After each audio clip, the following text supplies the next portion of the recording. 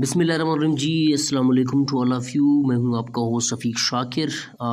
आज जो हम डिस्कस करने जा रहे हैं जनरल साइंस का पार्ट 6 को बीपीएससी में जो पटवारी के पोस्ट थे जनरल साइंस की, आज लास्ट वीडियो है। इस वीडियो को आप मुकम्मल देखें। इसमें मैंने बहुत ही कॉम्प्रीहेंसिवली इंपॉर्टेंट एमसीक्यूज़ को कंपाइल किया हुआ है और 5 वीडियो पहले अपलोड कर चुका हूँ। ये लास्ट वीडियो है और इसको आप बड़े गौर से देखें। इसमें जो कंपाइल एमसीक्यूज़ हैं, एक एक एमसीक्यूज़ बड़ा इंपॉर्टेंट है, ठीक है।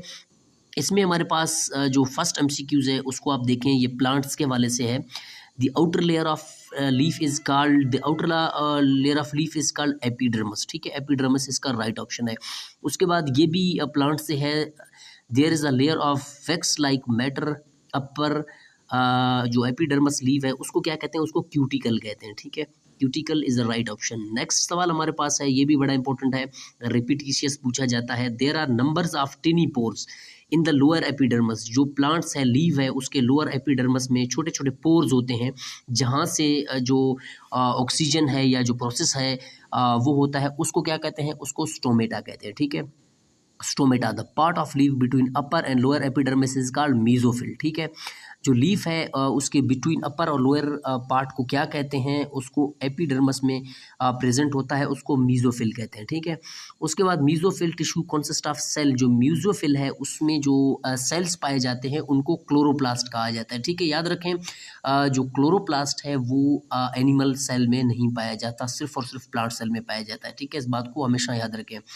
और उसके बाद है the middle part of leaf consist of vascular bundle. ये बड़ा आसान सवाल है। उसके बाद how many types of vascular bundle. ये इंपॉर्टेंट सवाल है कि जो वेस्कुलर बंडल्स हैं ये कितने टाइप्स के हैं? 2 हैं, जैलम और फ्लेम। जैलम और फ्लेम टिश्यू भी मैंने आपको पहले समझाया था कि जो जैलम टिश्यू है ये रूट से लेकर लीव तक इसका काम पहुंचाना है, और फ्लेम टिश्यू का काम ये है कि जितने भी आपके पास गैदर्ड चीज़ें होते हैं और न्यूट्रिएंट्स होते हैं उनको पूरे प्लांट्स के अंदर ये वर्कआउट करता है, ठीक है, फ्लोएम टिश्यू। उसके बाद हमारे पास नेक्स्ट सवाल है, the process of making food in plants is called photosynthesis. इसको भी हमने डिस्कस किया था। जो प्लांट्स हैं सनलाइट की मदद से जो अपना खुराक बनाते हैं उस प्रोसेस को फोटोसिंथेसिस कहते हैं, ठीक है। फोटो का मतलब लाइट है, सिंथेसिस का मतलब है बनाने के अमल को कहते हैं, ठीक है। उसके बाद नेक्स्ट सवाल है जी, the process of producing energy, the process of producing energy from food in living organisms is called respiration, ठीक है जी।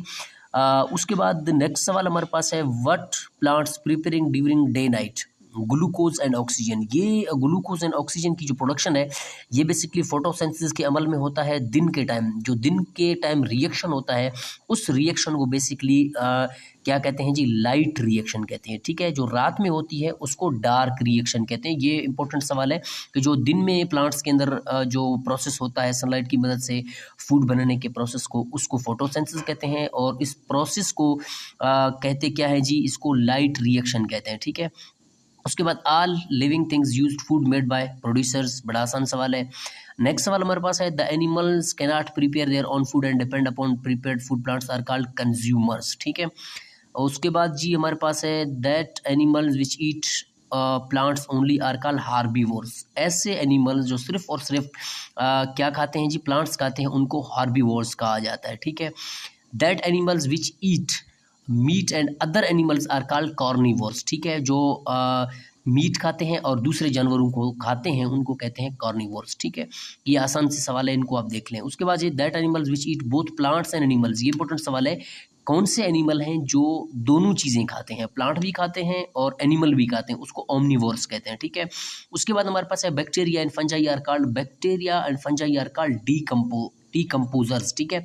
ये डीकम्पोजर्स हैं, ठीक है। ये फॉसिल फ्यूल्स अगर आपने पढ़ा हुआ है तो ये उससे भी रिलेटेड है, उससे भी सवाल आते हैं, ठीक है। फॉसिल फ्यूल्स के हवाले से कि भाई फॉसिल फ्यूल्स क्या है?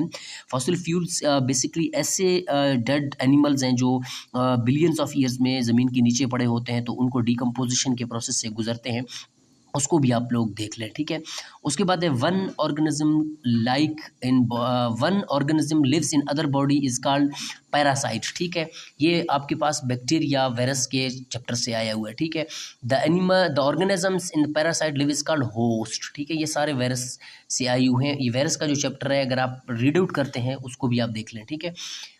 उसके बाद नेक्स्ट सवाल है, which organisms are called producers. Plant हमारे साथ हैं। Which type of animals horse is. Horse हमारे पास क्या है? हॉर्स हॉर्बीवोर्स है, ठीक है। हॉर्बीवोर्स, कार्निवोर्स, ओमनीवोर्स मैंने आपको समझाया था। उसके बाद है व्हाट इज लीस। आपके पास लीस क्या है? ये हमारे पास एक होस्ट है, ठीक है। ये बालू में पाया जाता है, इसको झुइयाँ कहते हैं मेरे ख्याल से, आई एम नॉट श्योर। उसके बाद जी protons are found in the central part of atom is called nucleus, ठीक है जी। Nucleus is the central part of a cell. और उसके बाद लेकिन ये प्रोटॉन ये केमिस्ट्री के चैप्टर से आया हुआ है, तो इसको आप देख लें। Which charge the nucleus carries, याद रखें न्यूक्लियस के अंदर कौन सा चार्ज होता है? Positive charge. Where is the neutron found in the nucleus? Always neutrons are basically found in the nucleus. उसके बाद the charge found in neutrons, neutrons में कौन सा चार्ज होता है? कोई चार्ज नहीं होता, दे आर न्यूट्रल। उसके बाद हमारे पास नेक्स्ट सवाल है where is electron found? Electrons around the nucleus. Electron हमारे पास कहाँ पे पाए जाते हैं? न्यूक्लियस के अराउंड। उसके बाद है what charge found in electrons? Electrons में हमेशा नेगेटिव चार्ज होता है, इस बात को आप याद रखें, इससे भी सवाल पूछे जा सकते हैं। उसके बाद हमारे पास नेक्स्ट सवाल है what is the simplest form of matter consisting of atom is called element. बड़ा आसान सवाल है। The number of naturally occurring element, natural occurring element कितने हैं हमारे पास? 92 है।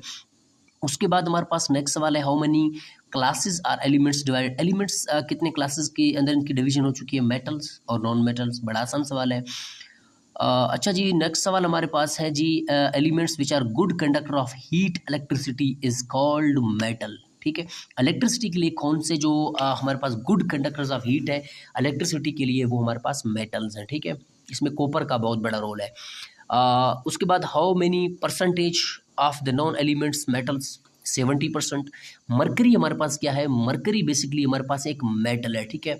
वो लिक्विड फॉर्म में होता है रूम टेम्परेचर में, ठीक है। Matter consist of one kind of atom is called element. The symbol of carbon, ठीक है। ये आप सिंबल भी याद रखें, प्रोडक्ट टेबल में आप चले जाएं, वहाँ पे सिंबल्स दिए होंगे, उनको आप याद रखें। जिस तरह हमारे पास कार्बन है, इसका जो सिंबल है वो सी है, ठीक है।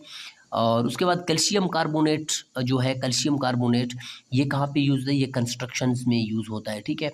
उसके बाद लास्ट सवाल हमारे पास है, बहुत ही इंपॉर्टेंट सवाल है जी। The method of separating compounds in the mixture of naphthalene and salt is called sublimation. ये आपके पास जी इंपॉर्टेंट सवाल थे, मैंने डिस्कस किए। जनरल साइंस का जो पोर्शन है वो यहाँ पे वेंड अप होता है, और अगर आपने 5 वीडियो नहीं देखे उनको देखें, उसके बाद इस वीडियो को देखें।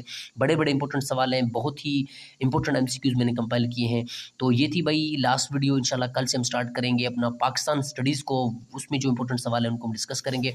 ये वो सवाल हैं जो मैं तैयारी कर रहा हूँ और आपको भी समझा रहा हूँ। मजीद आपका रेलिवेंट सवाल है तो आप मुझसे पूछ सकते हैं। अपना ढेर सारा ख्याल रखिएगा। अल्लाह हाफिज़।